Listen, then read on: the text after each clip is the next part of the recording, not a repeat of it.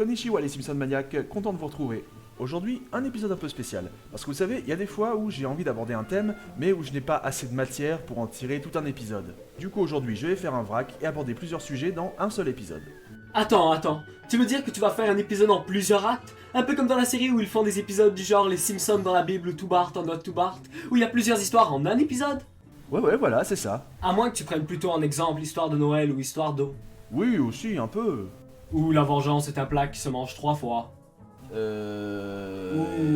L'amour à la Springfield et Manicure pour 4 femmes. On va lancer le générique, hein. Oui, générique.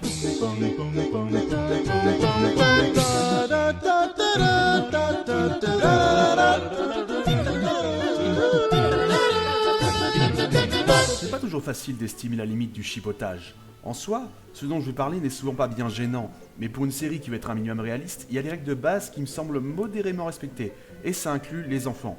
Les enfants de la série ont beau avoir toujours le même âge, leur physique, leur âge mental et la conscience qu'ils ont des choses est tout de même très variable. Commençons par ce qui est physique. Le staff en a déjà parlé, et on le voit aussi parfois quand on regarde les making-of des Simpsons ou de Futurama.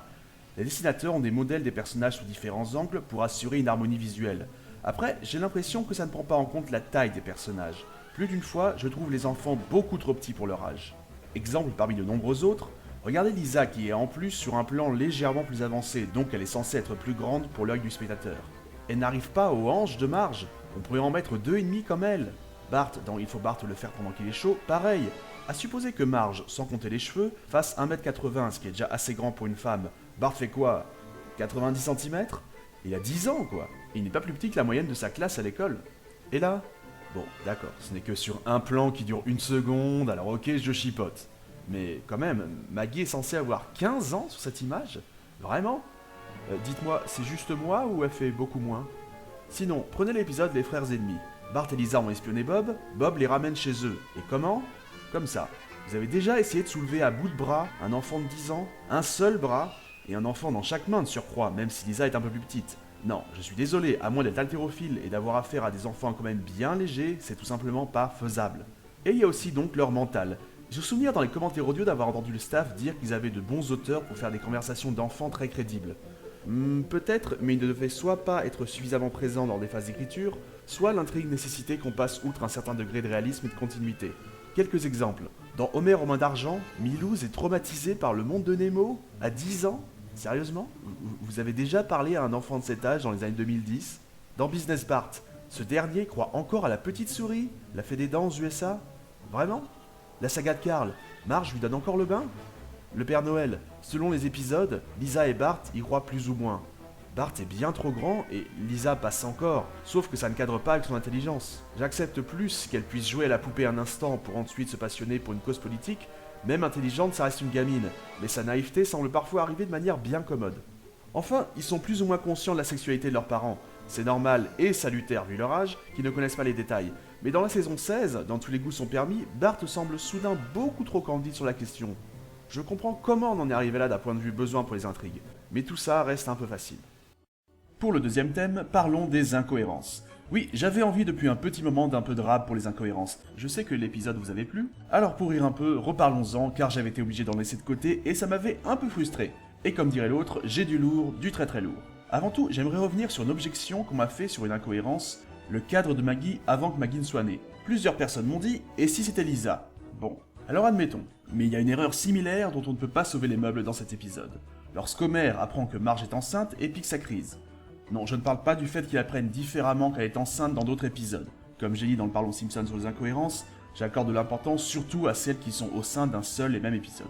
Mais plutôt du fait que lorsqu'Homer monte les escaliers, 2 fois on voit un cadre avec Lisa grande, avant la naissance de Bart et avant la naissance de Lisa. Celui-ci, bon courage pour le justifier. Autre incohérence, ça c'est pas moi qui l'ai vu, bravo à Sam Lekas pour avoir repéré celle-ci car elle va très vite. Dans le Simpson Horror Show 11, Lenny se fait tuer par les dauphins. Mais un peu plus tard, lors de la bataille finale contre ces mêmes dauphins, résurrection! Lenny est de retour pour se venger, et cette fois, ce sera biblique. Dans l'épisode Les Frères Ennemis, Bob dit à Lisa « On ne peut pas passer 10 ans en prison sans apprendre quelques trucs sur la dynamite. » 10 ans en prison? Pardon? C'est Bart qui a fait arrêter Tighty Bob, et c'est bien à nouveau spécifié dans cet épisode. Bart aurait donc fait arrêter Bob alors qu'il était nourrisson. Bien sûr. Et allez, une dernière pour la route avant le troisième thème? Au niveau de l'âge des personnages, quand ça déconne, généralement je m'en fiche, mais je dois quand même dire qu'il y a un passage de la couleur jaune qui va un peu trop loin quand même. C'est un épisode de 2010, et Burns évoque son père déjà très âgé en 1860. Mais alors à quel âge est-ce qu'il a donc conçu Monty? S'il avait conçu là, en 1860, à cet âge déjà canonique, Burns, le fils là, aurait 150 ans. Et s'il le conçoit des décennies plus tard, alors là c'est l'âge du père qui va plus. Non, franchement, d'accord, de toute évidence c'est un gag, comme Burns qui tape 4 chiffres quand il doit composer son âge dans Homer rentre dans l'arène, mais là ça va peut-être quand même un peu loin. Bon, passons au troisième sujet. Depuis 2005, il existe une version arabe des Simpsons, qui a été plutôt mal reçue et mal perçue. Vous en avez peut-être entendu parler dans des trivia ou dans des le saviez-vous, ce genre de choses, mais j'aimerais en parler un peu plus aujourd'hui, car il y a pas mal de choses surprenantes. Primo, il faut noter que beaucoup de monde dit à tort que la version doublée des Simpsons était la première diffusion de la série dans le monde arabe. C'est parfaitement faux. Il y avait eu des diffusions en anglais sous-titrées avant 2005. Et c'est d'ailleurs un des problèmes de la version de la chaîne MBC qui a passé la version doublée par des acteurs égyptiens. Je ne parle pas nécessairement des voix, j'ai écouté un épisode, Bart est assez ressemblant à Nancy Cartwright, Homer et surtout Marge ont des voix assez normales finalement, c'est surprenant sans être désagréable, Lisa a une voix peut-être un peu trop adulte, mais globalement je trouve ça pas mal. Non, le souci c'est les changements profonds de la série et les coupes. Ils ont présenté une version profondément modifiée culturellement. Le nom des Simpsons passe de Simpson à Shamshun. Homer devient Omar, Marge Mona, Lisa Bessa, Bart Bader. L'immense majorité des personnages secondaires passent à la même moulinette. Homer ne mange pas de donuts, ne mange pas de porc et ne boit pas de bière. Passe encore pour les deux premiers, on a vu ça souvent dans les animés japonais au passage en Occident où on a changé quelques références culturelles. En soi, qu'il ait une passion pour une autre pâtisserie ou une autre viande, mais supprimer les références à l'alcool, vu le nombre de fois où l'intrigue tourne autour du fait que lui ou un autre personnage soit ivre, certaines boissons non alcoolisées nées proches de la bière auraient au moins pu être prises à la place. Mais non, Homer ne boira que du soda. Toute scène dans le bar de mots est coupée. Et en exclusivité, voici à quoi ressemble l'épisode Un cocktail d'enfer.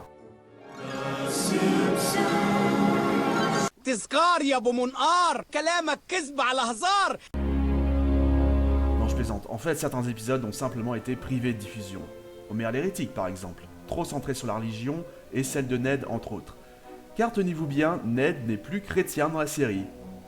Ouais, ça ne change pas le personnage du tout, hein. Dans un autre ordre d'idée, Smithers et son attirance pour Burns, ce sera non, naturellement. Du coup, avec tout ça, l'avis d'Al Jean, que je partage d'ailleurs, c'est que ce n'est plus les Simpsons.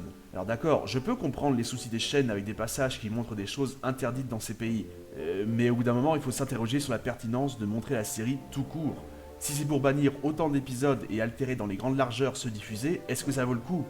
Et ils y croyaient au succès de la série, mais sur les 52 épisodes commandés, il n'y en aura que 34 diffusés avant que la chaîne ne laisse tomber. Ça n'a apparemment pas été un beat total, mais pas le succès escompté non plus. En plus des changements majeurs qui devaient bien affaiblir les épisodes, l'humour n'était apparemment pas super bien transcrit. Les fans trouveront d'autres moyens de voir les épisodes. Surtout que, si la chaîne avait tenté le coup quelques années plus tôt, les moyens de voir les Simpsons autrement auraient été très limités, mais en 2005, Internet était déjà là et assez performant.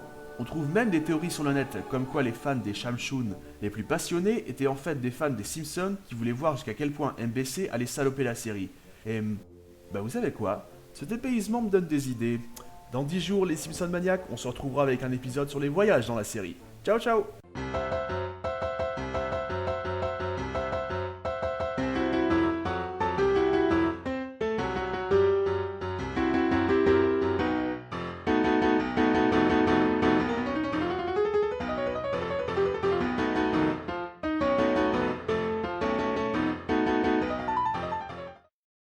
Et cette fois, ce sera biblique.